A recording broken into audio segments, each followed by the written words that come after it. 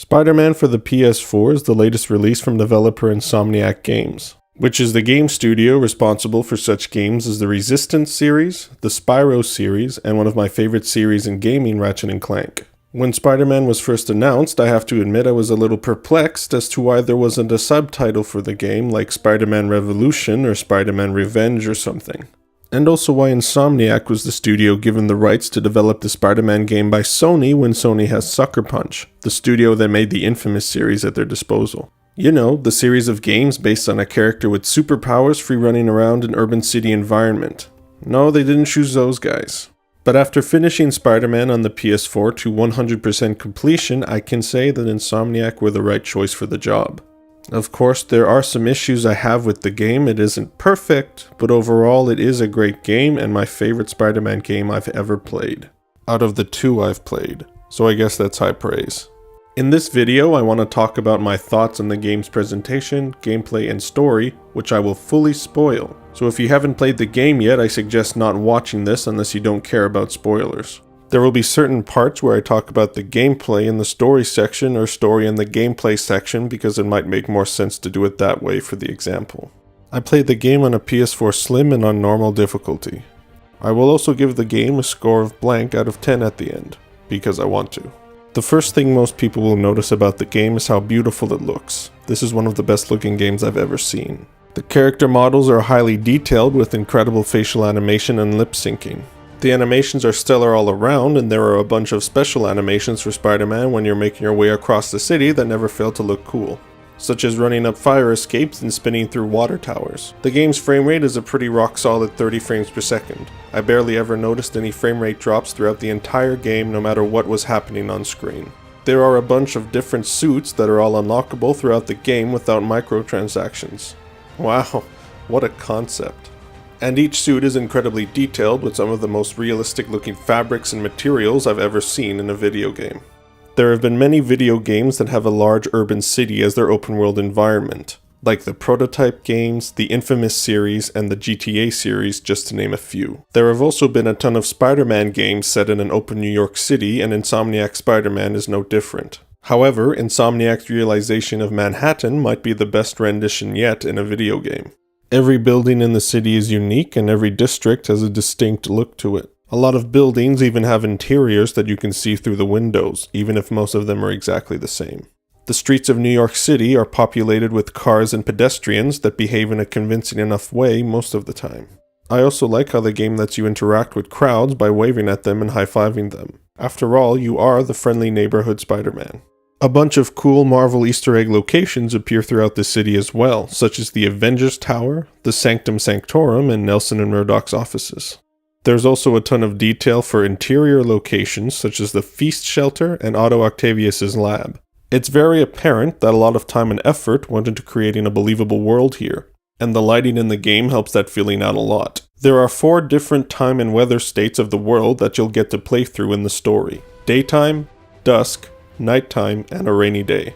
Now, the game does not have a dynamically changing day and night cycle or weather system like Red Dead 2 or Assassin's Creed Odyssey, which is kind of disappointing. The only way to change the state of the world is to do a story mission if you're tired of playing in the nighttime or daytime, but each world state does have distinct differences in the lighting that really helps make it stand out from the others. After you beat the game, you get the ability to change between the different states of the world from any research station. However, rain is not an option for some reason. The game has wonderful sound design as well. Nothing groundbreaking, but it is really solid. Guns sound like guns, punches sound like punches, etc. It's good.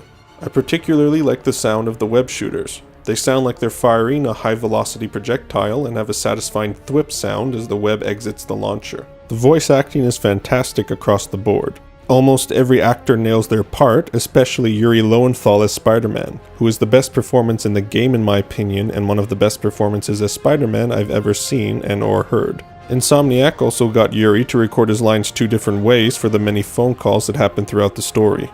If you're just standing or walking around during these conversations, he'll speak normally. But if you're swinging around or running around, he'll speak as if he's actually exerting himself. It's a really cool little detail that they didn't have to add, but they did. J. Jonah Jameson has his own radio show that you can listen to while swinging around the city called Just the Facts. Spoiler alert, it doesn't have a lot of facts in it. It's pretty much inspired by shows hosted by people like Alex Jones, and it's honestly quite funny to hear how Jameson twists the events of the story to fit his own agenda. He does actually have good points sometimes, which makes him seem like an actual character and not just an Easter egg for fans. The game's soundtrack is very good, but personally I feel it isn't that unique. It's your typical orchestral Marvel superhero score that sounds pretty interchangeable with any superhero film or game. At least on a surface level anyways. I listened to the game's soundtrack on its own a couple of times while walking or cooking, and I have to say that I was surprised to hear how many tracks I actually remembered from the game. I couldn't hum any song from the MCU to save my life, except for the main Avengers theme, but I can hum a fair few of the tracks from this game, so I guess the soundtrack is more effective than I initially thought while playing the game. However, it's strange to me that they chose to go this route with the music, considering that the very first scene in the game has a rock song playing while Peter gets ready to go after Kingpin. This is the only part of the entire game that features a track like this, and I don't really understand why they decided to start the game this way if they weren't going to stick with this sort of rock vibe for the rest of the soundtrack and score.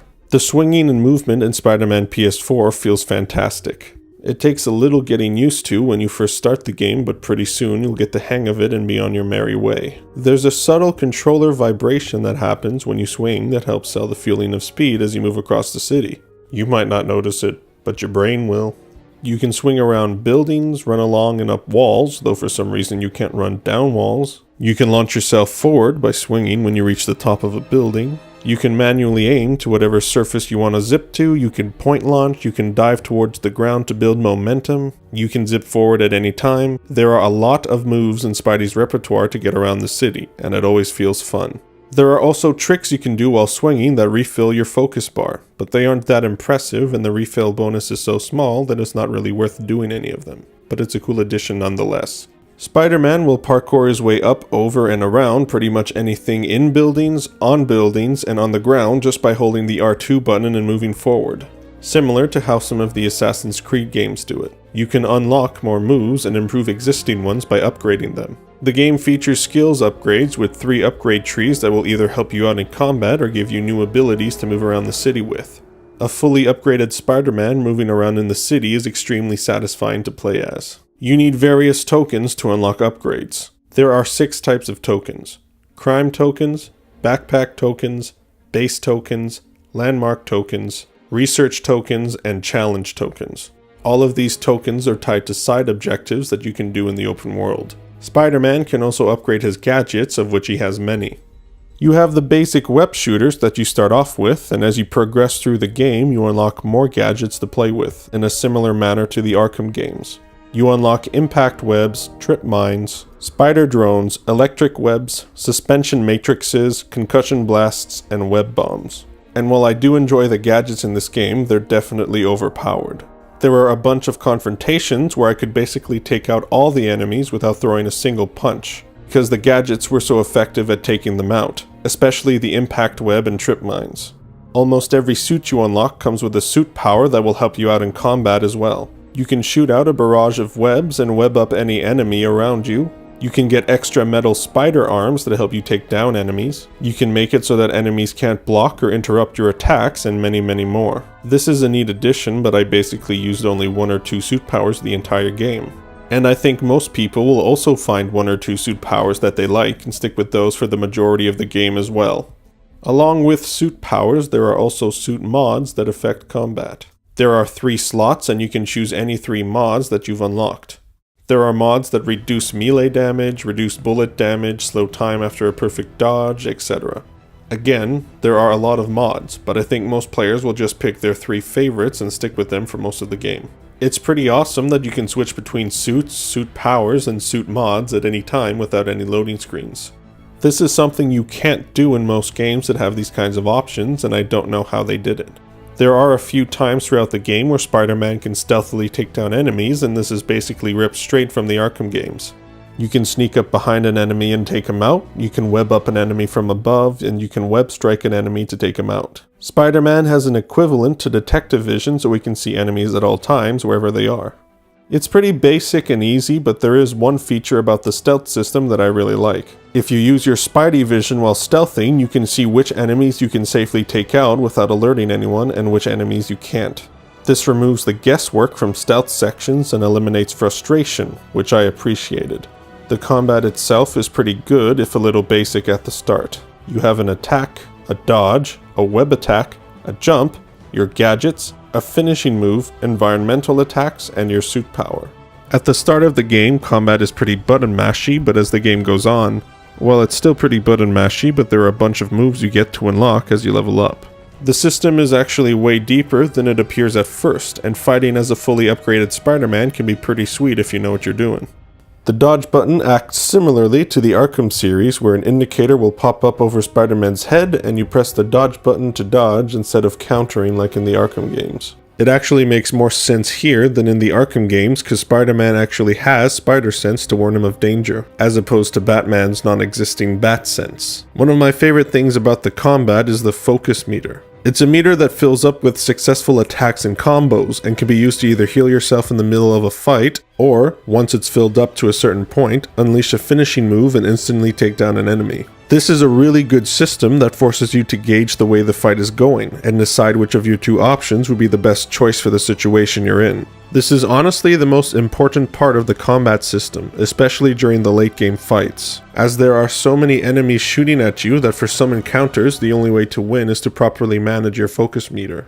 The game has an auto lock-on feature while in combat, which works alright. It's not stellar, and honestly I wish we had the ability to manually lock on to enemies, but it didn't get in the way most of the time. There's actually a decent amount of enemy variety throughout the game. You have your basic enemies, enemies with guns, brutes, shield enemies, enemies with batons, demon swordsmen, demons with whips, jetpack enemies, enemies who are resistant to gadgets, and of course the various bosses you get to fight throughout the story. A cool little detail I noticed during combat is that if you ever knock an enemy off a building, they will be web-zipped to the nearest surface, as if Spider-Man had planted a safety device when he hit them so that they don't fall to their death. Which, while a little hard to believe that Spider-Man can do this with every single enemy, even ones who he never physically touched, makes more sense than the Batmobile somehow electrocuting people to make them not get run over by a tank. There are a bunch of side objectives and side missions to complete in the game, which are unfortunately pretty similar to side objectives you'd see in a Ubisoft open world game like Assassin's Creed, as opposed to something like The Witcher 3. Do this many of blank, or find this many of blank in each district to get 100% completion. There are backpacks to find, towers to activate, landmarks you need to take pictures of, hideouts, warehouses, camps, and outposts you need to take down, black cat stakeout locations to find, pigeons to catch, taskmaster challenges to complete, research stations to complete, and random crimes to stop across the city. Some of the side objectives try to keep themselves interesting by giving you different things to do, like the research stations and taskmaster challenges, but there really isn't a lot of variation between the rest. Each research station has a different task to complete. Missions will range from swinging through contaminants in the air to collect samples to trying to find a cure for diseased marine life. Taskmaster challenges are actually quite fun, which is strange for me to say because I usually don't care about or enjoy trials or challenges in most games I play. There are 4 types of challenges. Bomb challenges, which involve racing from one bomb to another to fling them into the air before they explode. Stealth challenges, where you take out enemies stealthily. I know, shocking. Drone challenges, where you try to keep up with the flying drone and swing through red orbs to get points, and combat challenges, where you fight a group of enemies. Each challenge has 3 completion tiers, bronze, silver, and gold, based on how many points you earned in the challenge. Strangely, in each of these challenges, you get the most points by completing them as fast as possible. If you want to get a gold ranking, you should ignore every other aspect of the point system and just focus on speed. These challenges also play into a Taskmaster boss fight, which was one of my favorites in the game. After completing a few challenges, Taskmaster will show up and fight you. When you beat him, he runs away until you complete all his challenges and he comes back for a rematch. Taskmaster will use your own moves against you and block or evade a lot of your attacks, so you have to get a little creative with how you fight him. Taking down enemy bases can either be really fun or really tedious depending on a couple of things. Each base requires you to take down 6 waves of enemies. You start off the first wave with enemies unaware of your presence, so you can do most of the first wave stealthily if you want. However, you cannot do any of the other waves in stealth, so you just resort to normal combat for the 5 remaining waves. Each base has optional challenges to complete that will award you with more base tokens.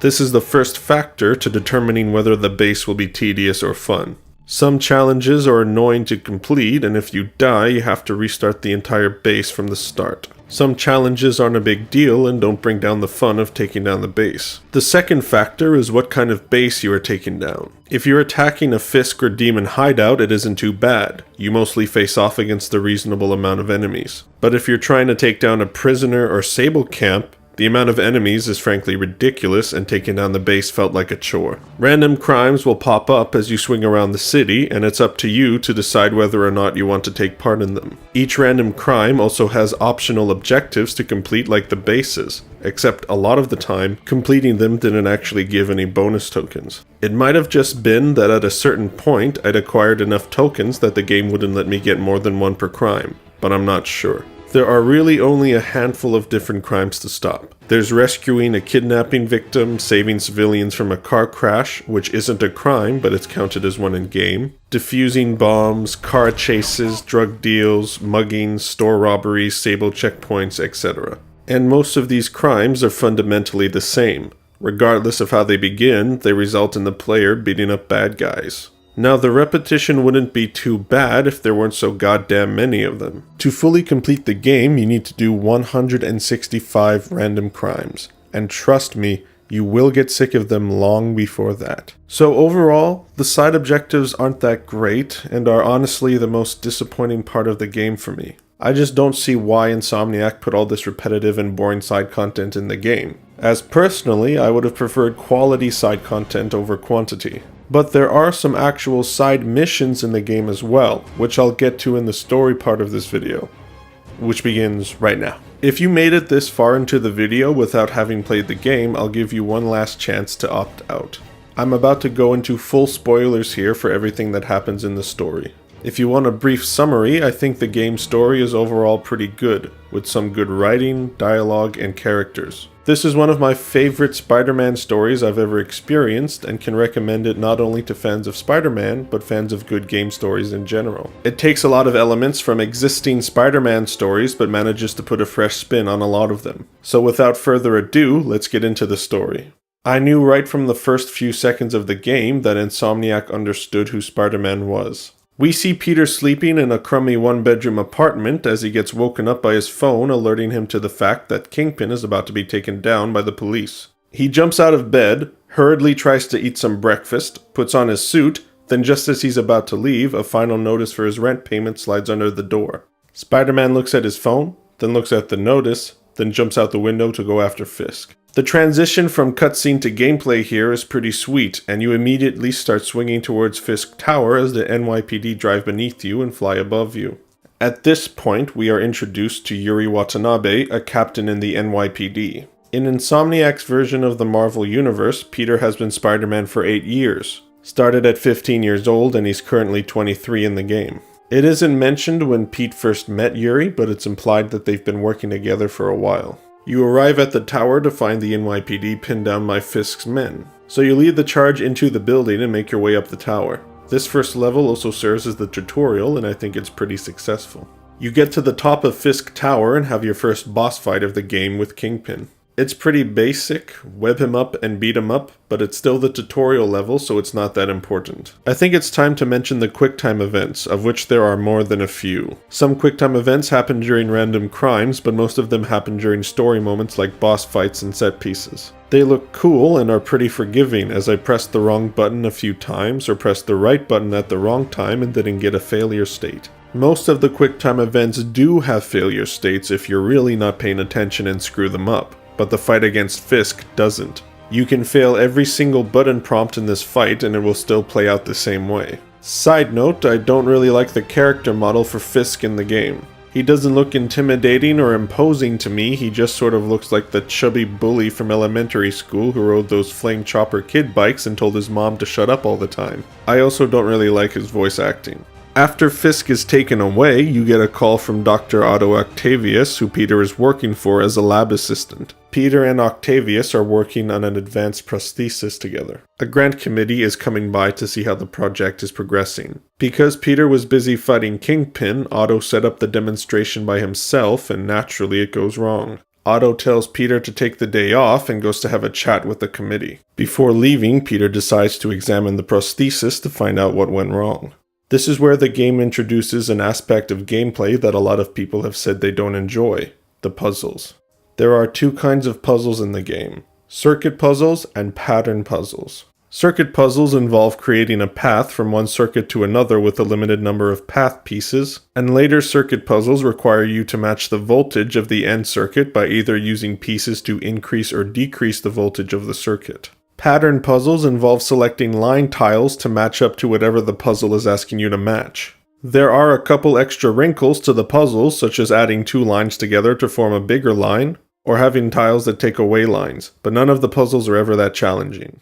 I can understand that some players don't like these puzzles, but most of them are optional, and there's even an option to skip all puzzles completely in the settings menu if you like. So I don't feel like they're that big of a deal even if you don't like them. Personally, I kinda enjoyed them because they break up the gameplay a bit. Also, I just gotta mention real quick, I really appreciate that the game does not arbitrarily slow down your movement speed indoors. At this point in the game, Spider-Man's suit has been thoroughly torn up and needs some repairing, so Peter heads back to the lab to fix it up. The lab contains a lot of extra details to uncover that help flesh out Peter and Octavius, such as Peter's board of villains he's taken down or Octavius's recorded notes around the lab.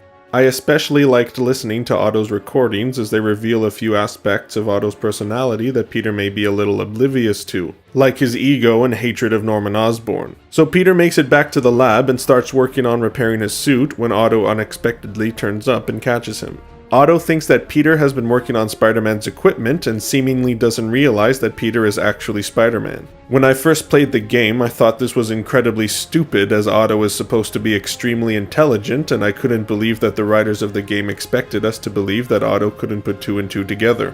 As it turns out, he did put two and two together as he reveals to Peter at the end of the game, so it's all good. You head over to the Feast homeless shelter for Aunt May's surprise party. I like the interactions between Aunt May and Peter in this game. They feel really genuine and heartfelt. Aunt May is the right-hand woman of the shelter's founder, Martin Lee, who is also introduced to us at the party. He's a billionaire philanthropist who's one of the most popular guys in New York City. I have some things to say about his character in this game, but we'll get to that a little later. You get a phone call from Yuri, which, by the way, you get a lot of phone calls in this game that progress the story. She tells you that the silent alarm for Fisk's estate sale was tripped and asks you to check it out. She says that she doesn't want to make a scene if it's nothing, which I don't fully understand. Fisk was the kingpin, a criminal mastermind who had New York in the palm of his hand. It would very much make sense to me that someone would want to get their hands on some of his possessions. So I think having the NYPD respond to something that important wouldn't seem like overkill. But you head over to the building anyways and find a group of masked thugs that Spider-Man doesn't recognize. They have someone hostage and are looking for a file, so you proceed through the building undetected, taking guys out quietly. This is where you run into Mary Jane, who is an investigative journalist working for the Daily Bugle. I like this interpretation of Mary Jane. I'm sure that some fans of the Spider-Man mythos might not be as keen on it, but I very much like the idea. The actual execution of her character arc, however, is another story, but we'll get to that later. Peter and MJ had been dating for 2 years prior to the events of the game and have been broken up for 6 months at present time. I have to quickly say that I don't really like this scene. Why is Mary Jane's camera here? Where did this guy come from? Why didn't his spidey sense go off? And where did Mary Jane come from? This scene just feels super contrived. Now we get introduced to another controversial aspect of the game: forced stealth missions. These stealth missions are split between Mary Jane and Miles Morales. You need to sneak around a highly linear level without alerting anyone to your presence. You eventually get a noise bot to distract enemies with, and a stun gun to incapacitate enemies with as Mary Jane, while Miles has the ability to hack objects to distract enemies. I personally don't mind these sections and actually enjoyed a couple of them, but I definitely wouldn't miss them if they weren't in the next game. Mary Jane has the file that the demons are looking for. You don't know that they're called the demons yet, but the subtitles gave it away. I really like that the demons are speaking their own language and aren't communicating to each other in English. It's surprising how many games overlook that detail with their enemies, but again, it's another example of the attention to detail that Insomniac had with this game. The file is about something called Devil's Breath, which is something Fisk seemed to be afraid of. The demons manage to grab the file and make their escape. Pete and MJ meet up for dinner afterwards to discuss a few things. things start to get a little awkward and Pete is saved by the police racing past the restaurant. MJ gets up to leave and we see the last Stan Lee cameo we'll ever see in a video game. Rest in peace. Turns out the Shocker is the one causing all the commotion. There's a short chase sequence and you take him down. It was kind of underwhelming when I first played it, but there's a second encounter with Shocker that's better, so I'll consider this the warm-up. Spider-Man grabbed a mask off of one of the demons and takes it to Martin Lee, who has a degree in art history, in hopes of finding out more about this new threat. Peter tells Martin that it's MJ who wants to know about the mask. And Martin tells Peter to tell MJ to tell Aunt May to tell J. Jonah Jameson, and Martin tells Peter to tell MJ that the mask is connected to dangerous people, and she should drop it. Next is the prosthesis fitting with Otto, which the mayor of New York City, Norman Osborn, crashes. Norman tells Otto that his grant is over and confiscates his equipment due to safety violations. It's clear from the way that they interact that Norman and Otto have a history, but we won't find out to what extent until near the end of the game. We are now introduced to the research stations, which are projects headed up by Harry Osborn. Harry is supposedly away on a trip to Europe during the events of the game, and asks Peter to keep an eye on his projects while he's away. After completing each research station, they will become fast travel points on the map, along with the police stations after doing the towers in each district. Yuri calls and tells you that Shocker was set free from prison. You find Shocker robbing a bank and engage in the second fight with him. You jump around the bank, avoiding his blasts and chucking debris at him whenever he hits a cooldown moment. Then you web zip to him and wail on him. Rinse and repeat. You find out that the demons were forcing Shocker to work for them, otherwise they'd kill him. Shocker gets taken to the Raft, a mega prison that houses Spider-Man's most dangerous villains, akin to Arkham Asylum for Batman. A little while after, Yuri informs you that the demons are hitting properties owned by Fisk. You go to a shipyard, one of the only locations not hit by the demons yet, and meet up with an NYPD officer Yuri sent, Jefferson Davis. He'd been working on the Fisk case for years and knows a lot about how Fisk's operations run. You and Davis get into the building and find a secret basement area where Fisk kept weapons, which have all been taken by the demons. You make it out and chase after them. The truck forces a tanker off the road and onto some train tracks as a train comes barreling down. As Spider-Man is lifting the truck back onto the road, Davis crashes his cruiser into a demon truck to save you. MJ shows up again and Peter warns her that getting involved could put her at risk, while MJ counters that if she helps they have a better chance of stopping them, then convinces Davis to let her interview him on the way to the hospital. Peter goes back to his apartment only to find out that he's been evicted and all his stuff's been thrown out. You go searching around the city for a special Spidey drive that has Peter's entire database of Spider-Man related stuff on it. I find it a little strange that he wouldn't have backed up that data to a super secret second Spidey drive somewhere, but whatever. You find it and try to find a place to crash for the night. You get a call from Aunt May. Peter was supposed to have dinner with her, but with losing funding for the lab and getting evicted, it slipped his mind. She offers you her office to sleep in for the night, so you crash on her couch. When Peter wakes up, she gives him an envelope full of money and tells him to ask for help next time. This touching scene is interrupted by Martin Lee, who tells May that he's leaving for an extended time for personal business, and that she's in charge while he's away. Mary Jane calls you and asks you to join her at Officer Davis's award ceremony that afternoon. She had written a piece on him, bringing to light his heroic actions, and Norman Osborn wants to award him for it, at his mayoral campaign rally. You get another call, this time from Officer Davis, who informs you that there's some movement going on one of Kingpin's construction sites, and asks you to check it out. You arrive and find the demons are taking out Kingpin's men. What follows is the most impressive set piece in the game in my opinion. A falling crane that Spider-Man has to stop, and a chase with a helicopter with a piece of the crane webbed to it that's destroying the city. You catch up and bring it down, then make your way over to the award ceremony. Before moving on, I want to say something about this whole sequence. In the E3 2017 demo showcased at Sony's press conference, the character in the helicopter that you were chasing was Martin Lee, who is the leader of the demons. But in the actual released version of the game, it's just some random demon. I think this sequence would have had a lot more narrative weight to it if this was the point in the game that you discover that Martin Lee was a villain. So next is the award ceremony for Officer Davis. This is where we find out that Officer Davis is the father of Miles Morales.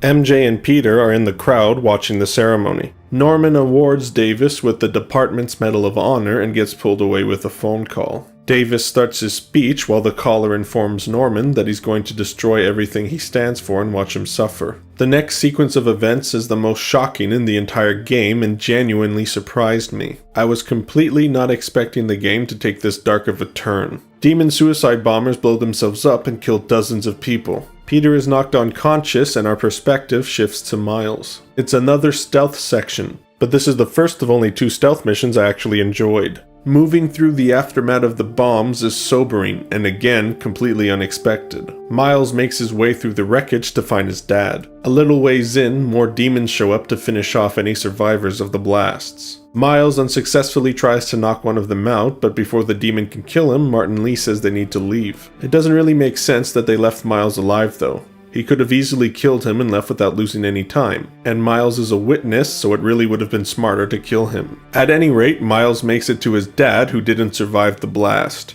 Spider-Man contacts Yuri and tells her that Martin Lee is the leader of the demons and was responsible for the bombing.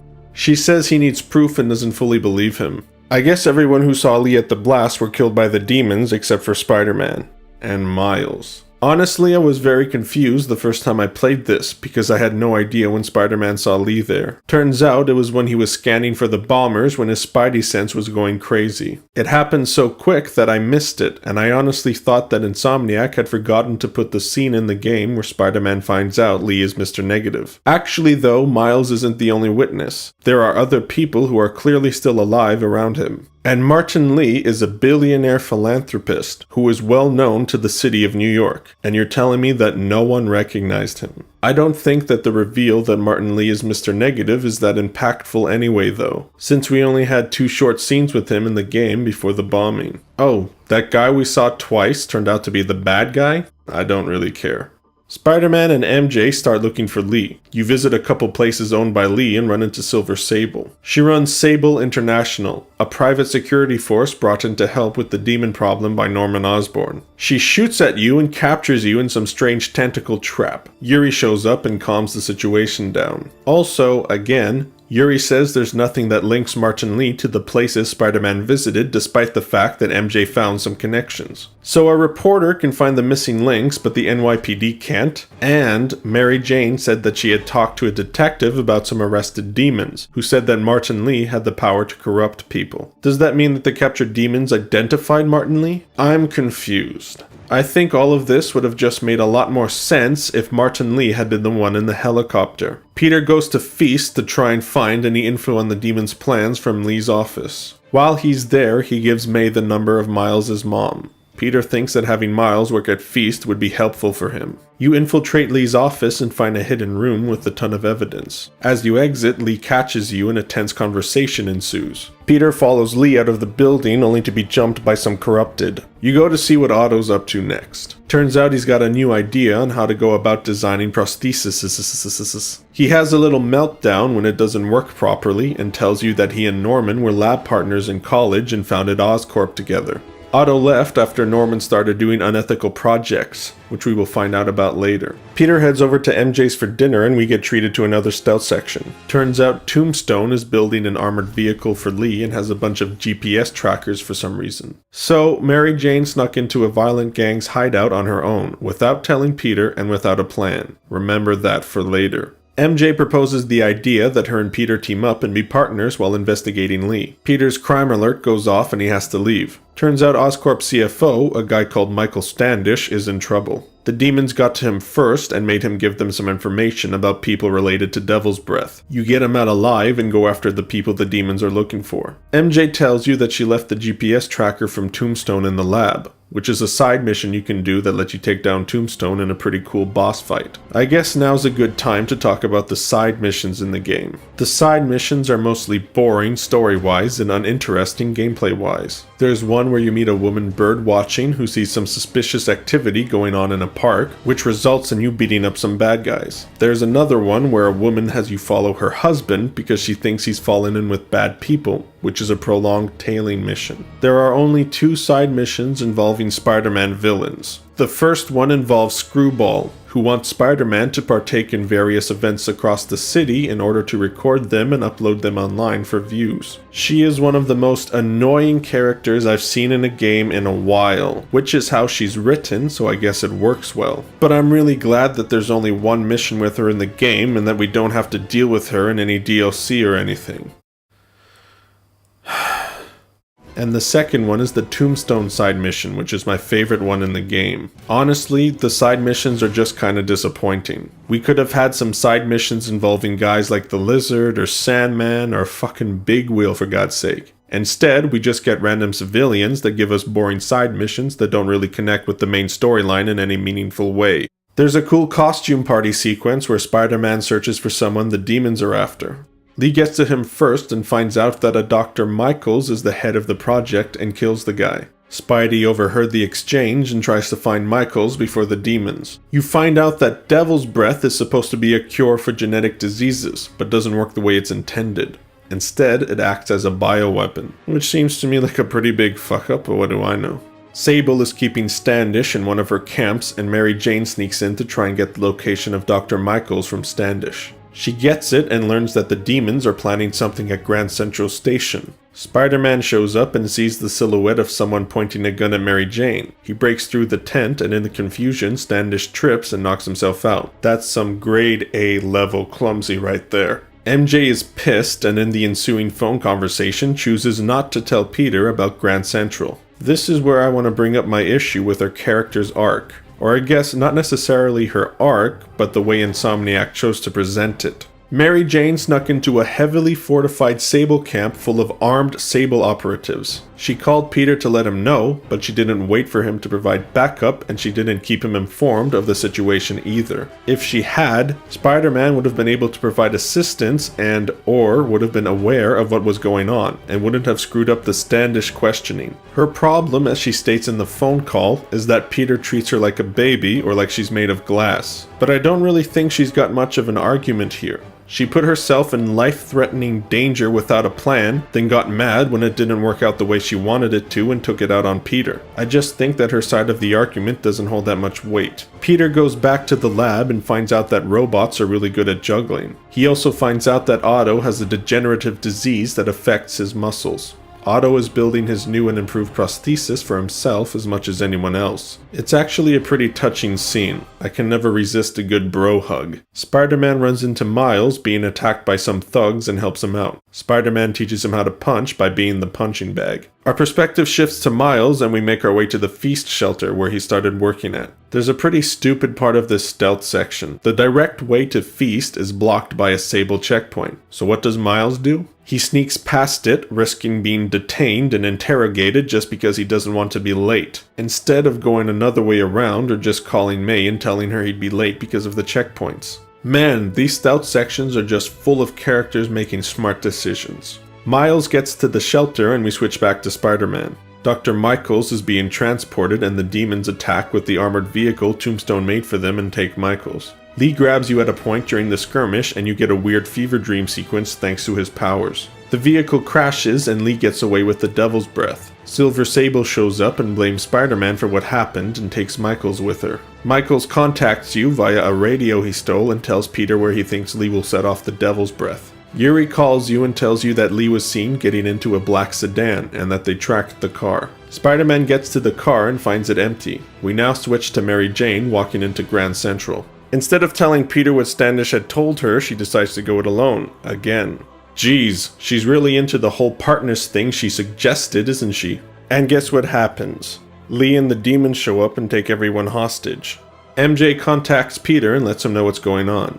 Better late than never, I guess. A hostage tries to take on a demon, and when he's about to be killed, MJ steps up and calms the situation, which is actually a brave thing to do. A demon takes her away, and Peter pops out and saves her. Pete tries to get her to leave and she says she's staying to help the people. For once, I agree with her. Spider-Man shouldn't prioritize her over any of the other hostages. But then I immediately disagree with her when she says, I got myself into this mess, I'm gonna get myself out of it. Excuse me, what? Well, she sure as hell got herself into it, but she didn't get herself out of it. Without Spider-Man, she'd be completely screwed.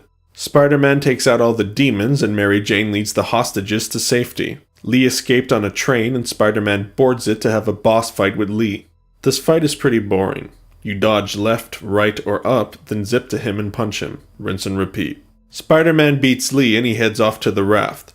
Pete and MJ have a pretty well done texting scene that made me chuckle a little, despite the fact that, again, I think MJ is in the wrong here. She knew the demons were going to go to Grand Central and she consciously chose to not tell Peter about it. Not only putting her own life in danger without a plan, but also putting everyone else's life in danger as well. Anyways, Pete heads over to the lab where Otto demonstrates his new prosthesis suit, which for some reason has 4 giant-ass mechanical arms with claws at the end. I mean, there's no way this would ever be used as a prosthesis for the general public, but you know, whatever.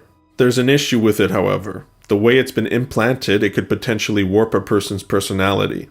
Otto agrees to do more testing and deactivates the suit, only to reactivate it after Peter leaves and he watches Norman Osborn take the credit for stopping the demons. Someone attacked the vehicle that had been transporting the Devil's Breath after you took down Lee. Can you guess who? Peter goes to investigate only to get a call from Yuri saying that there's a huge breakout happening at Rikers. You get there and find all hell breaking loose. You contain the situation a little, then head over to the raft, only to find that they're staging a breakout of their own. There's an extended chase sequence with Electro, and at the end of it, you get introduced to this game's Sinister Six. Electro, Scorpion, Rhino, Vulture, and Mr. Negative, all led by none other than Dr. Octopus, aka Otto. Spider-Man gets thrashed by them and Doc Ock gives you a warning not to interfere. Since Otto knows Peter is Spider-Man, it does make sense that he doesn't want to kill him at first, since he genuinely likes Peter, so it's not really a plot hole. Otto has the Devil's Breath and releases it at Times Square, infecting thousands of people. Seems like Otto's years-long hatred for Norman, his fragile ego, and the personality warping problems of the suit have all combined to push him over the edge to become a supervillain. Small nitpick with this scene. Otto puts on his gas mask after he releases Devil's Breath, instead of before for some reason. Doesn't seem that smart to me. Prisoners from Rikers and the raft have escaped into the city, and in the aftermath of Devil's Breath being released, Sable has quarantined New York and Norman Osborn has blamed Spider-Man for what's happened. Now there's something I want to quickly touch on that's a little, you gotta suspend your disbelief a little bit. Because in this game, there's the fucking Avengers Tower in New York City, and none of the Avengers or any of the other superheroes that exist in this world do anything to help. There's no reference at any time to, say, Iron Man rounding up escaped convicts or that he's helping to work on a cure with, like, Reed Richards or something. There are supervillains like Rhino and Mr. Negative who have killed a lot of innocent people on the run, and none of the Avengers come to lend a hand to Spider-Man or the police or do anything. There's a throwaway line that Spider-Man says if you take a photo of Avengers HQ that mentions them probably being on the West Coast, but that's pretty weak sauce considering the city where their headquarters is has gone to complete hell. It's not a huge issue, but if you set up the fact that there are other Marvel heroes in this world, you should at least acknowledge what that means when a large disaster like this happens. Spider-Man has a couple run-ins with Electro and Rhino and heads over to help May and Miles, who are trapped in a burning feast building. It's a little weird seeing Spider-Man struggle to keep Aunt May and Miles from falling into the fire, considering that he lifted a fucking tanker truck earlier, but whatever. MJ manages to find a way in to help get them out. Pete gets saved from falling into the fire by Miles and MJ, and we finally have our scene of reconciliation between MJ and Peter. This is where my problems with MJ's character end. My problem with Mary Jane's storyline overall is that they went for the cliche, you don't think I'm capable, but I am storyline that we've seen 100 times before. But to do that successfully, you need to show that she's actually capable and that Peter was actually wrong to treat her as incapable, even though he doesn't really treat her like that. But I don't think she actually proves it, as I explained a couple times earlier in the video, even though the game acts like she does. Regardless, it's not a huge issue. It doesn't ruin the game or her character, but it definitely could have been done better. And from now on till the end of the game, that issue doesn't exist anymore. Miles interrupts the moment and now he's on the team. Spider-Man tracks down Otto's hideout and almost gets blowed up. Vulture and Electro show up and you take them out in a 2v1 boss fight. It's not a bad boss fight, but like all the others, it's pretty basic. Vulture flies around and tries to hit you and shoots projectiles at you. All you have to do is dodge him, then zip to him and beat him up. For Electro, you need to blow up the generators he's using to power himself up and avoid his blasts of electricity.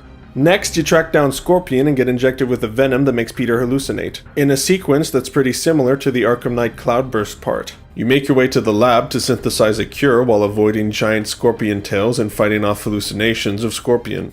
Next, Pete drops by the Feast shelter to talk with May. He asks where Miles is, and May tells him that Miles is picking up medicine for the shelter. Pete calls him and our perspective shifts to Miles. It's time for another stealth section. The escaped prisoners have attacked the relief station and taken it over. Miles sneaks in and grabs the supplies, only to find out that Scorpion and Rhino are there. He makes some noise and Rhino starts looking for him. This is the second stealth section I actually like in the game. It feels like a horror game, like you're being chased by a monster that will rip you apart if it gets its hands on you. However, this is another example of Miles being a little dumb. He's alone without a plan and decides to sneak into a camp full of armed criminals. At this point in the game, he has Spider-Man's phone number. There's no reason he couldn't call him and tell him that he needs help. And we know Pete could respond. He literally just called Miles a few minutes earlier. I know this is meant to show that Miles is brave, but it doesn't come across like that to me. He just kinda seems stupid. However, the scene immediately after this does make him look brave. He comes across a couple thugs beating up a civilian and decides to intervene. He uses his head and keeps his wits about him, remembering what Spider-Man had shown him earlier in the game, and knocks out one of the thugs and scares off the other one. This is a pretty great scene. Spider-Man confronts Rhino and Scorpion and we get another boss fight. This one is also not bad, but also pretty basic. You just have to avoid Rhino's charge and make debris fall on him, then hit him. Scorpion shoots poison at you and jumps at you with his tail, and you have to avoid both attacks. Then you web him up and beat him up. At the end of the fight, you capture both of them in a shipping container, which should definitely not be able to contain them, but whatever. MJ calls you and says that the location of the secret lab where Devil's Breath was made might be in Norman's personal files in his penthouse. She suggests that she sneaks in and tries to find it. Pete agrees as long as he's able to provide backup for her, which she agrees to. You play as Mary Jane in the final stealth section of the game and sneak into Norman's penthouse. While looking around, you discover that Harry has actually been sick with some sort of disease and didn't tell Peter or MJ, and that's the real reason he left to go on a trip. You search around some more and find a hidden room that has the location of the lab. You also uncover a video of the experiment that turned Martin Lee into Mr. Negative. Turns out Lee's parents had come to Norman and Otto for help, but the treatment to help Lee backfired and ended up killing his parents. And Norman had also lied to Otto about the nature of the visit, causing Otto to decide to leave Oscorp. While sneaking around, Norman and Sable show up. The cure is ready and Norman wants to go alone to pick it up since he doubts Sable's ability to protect him. This turns out to be a really stupid decision as the demons manage to capture Norman and take him back to the lab where the cure for Devil's Breath is. Spider-Man gets there and takes out the demons only to be shot at by Silver Sable, who also showed up. Pete manages to convince her to work with him to get Norman back. Spider-Man gets jumped by Lee. For some reason his spider sense doesn't go off, and Lee sends you to the negative realm or whatever the hell this is. You manage to break free just in time to stop Lee from beheading Norman. Next is the best boss fight in the game in my opinion. It starts off with you going toe-to-toe with Lee like a normal fight, then transitions to the negative realm which has a bunch of shadow people fighting you with Lee, and a giant demon thing trying to kill you. It's a cool looking fight even though it's still not that complex mechanically. Spider-Man beats Lee only to have Doc Ock come out of nowhere and thrash him. Otto takes Norman and the antidote for Devil's Breath. Silver Sable and Michael show up and take you to Feast. Peter is badly injured, but he doesn't have time to rest. Aunt May has been infected with the Devil's Breath and is about to die. He needs to get that antidote. MJ suggests that Peter come up with something to help combat the arms, and Peter heads off to the lab. So in the secret lab in Norman's penthouse, there were some spiders that had been experimented on to try and recreate the event that created Spider-Man. One of those spiders hitched a ride with MJ out of the lab and had apparently been on her for the entire time since then. Which is pretty stupid and hard to believe, but anyway. At this point, as Spider-Man's leaving for the lab, the spider gets off Mary Jane and finds its way to Miles, where it proceeds to bite him. Ooh, I wonder what's gonna happen. As Spider-Man's heading to the lab, you get a call from Silver Sable, who tells you she's leaving to reflect on her life choices. Apparently, witnessing Spider-Man trying to rescue Norman despite the lies Norman told about him sparked a change in her. Despite the fact that every time we've encountered her, she's been quite unfriendly, to put it mildly. So I guess she's had a change of heart. But instead of staying to help Spider-Man take down Otto and get the antidote, she's just leaving to go think, and all of her men are going to be staying in New York. Now, Sable mercenaries have done illegal things to the people of New York, such as take possession of their possessions without cause, holding them against their will in Sable prisoner camps, beating them for no good reason, etc. But again, instead of stopping them by removing her forces, she just says, "Screw it, I'm out to go on a spiritual journey," or whatever. This is a pretty weird development that kinda comes out of nowhere, and honestly I don't like it very much. Not the idea of Sable having a change of heart, just the way that they handled it. So Peter makes it to the lab and constructs the anti-Ox suit to fight Otto, then heads over to Oscorp Tower where Otto is dangling Norman off of. He drops Norman, Peter saves him, and then we have the final fight of the game. Otto runs around and throws stuff at you, which you send back to him and shoot webs at him till you can beat him up. You do this for a while and Otto will climb onto the tower's antenna and somehow make the roof so hot that it's glowing? I don't see how this makes any sense, but whatever. All you have to do is swing around and chuck an object at him to zip to him and bring him down. Speaking of things that don't make sense, Otto just pulls debris to throw at you out of nowhere and will never run out. Anyways, eventually Otto manages to break off some of Peter's mask, and Pete tries to hide his face, only for Otto to reveal that he knew all along that Peter was Spider-Man. This is a great reveal, because now the fight isn't about Spider-Man versus Dr. Octopus, it's about Peter versus Otto, two former friends and colleagues. The tower collapses and now you're fighting on the side of the building. This part looks cool, but is really repetitive since you can only dodge and attack, and it goes on for too long. It went for so long the first time I played it that I honestly thought the game had glitched and I would have to reload a checkpoint. This whole fight is really emotional, as the characters scream at each other back and forth about how the other has betrayed them and let them down. It works because we've gotten to see the relationship between Peter and Otto over the course of the game, and even though we always knew it would come to this, we really hoped it wouldn't. Peter manages to remove the connection between the arms and Otto, and they both fall into another part of the building. We get a pretty emotional last scene between Otto and Peter, where Otto tries to guilt and manipulate Peter into helping him escape, and Peter finally realizes that the Otto he knew is gone. We cut to Feast. Dr. Michaels examines the anti-serum and confirms that it works and they can make more, but it will take a while. Time Aunt May doesn't have. Peter can use the anti-serum right now and cure May, but doing that means that there won't be enough to create more doses for everyone else infected. Peter has to choose between saving Aunt May and saving New York. Before he can choose, he has one more talk with Aunt May where she reveals that she knew he was Spider-Man. Peter tells her he doesn't know what to do. May responds, "Yes, you do." And Peter makes the choice, sacrificing Aunt May to save the city.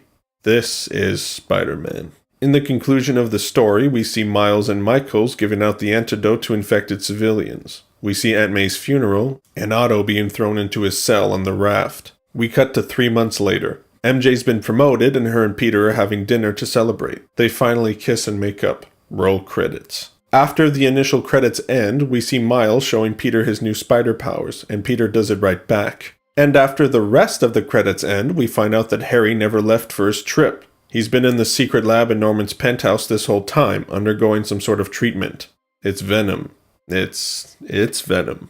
And that's it. That's the story. It's a really good story overall, and one of my favorite Spider-Man stories I've ever experienced. It feels like a love letter to everything Spider-Man. It's incredibly clear that the people who worked on this game are fans of Spider-Man. I think the relationships between Peter and almost all the characters were really well realized and fleshed out. I think the game captures exactly what the essence of Spider-Man is: sacrifice, responsibility, and doing the right thing. It's not perfect. I had issues with MJ's storyline. Lee and Peter's relationship wasn't nearly as fleshed out as it could have been, and honestly, Miles doesn't really have a reason to be in the game other than the fact that he's Miles Morales and Insomniac wants him to be in the next one. The game also feels a little uneven in its pacing. The first 2/3 of the game are focused on Martin Lee and the demons and his story of revenge on Osborn. The only other villains in this part of the game are Kingpin, Shocker, and Tombstone, and none of them are really that important to the story and are all taken out fairly quickly.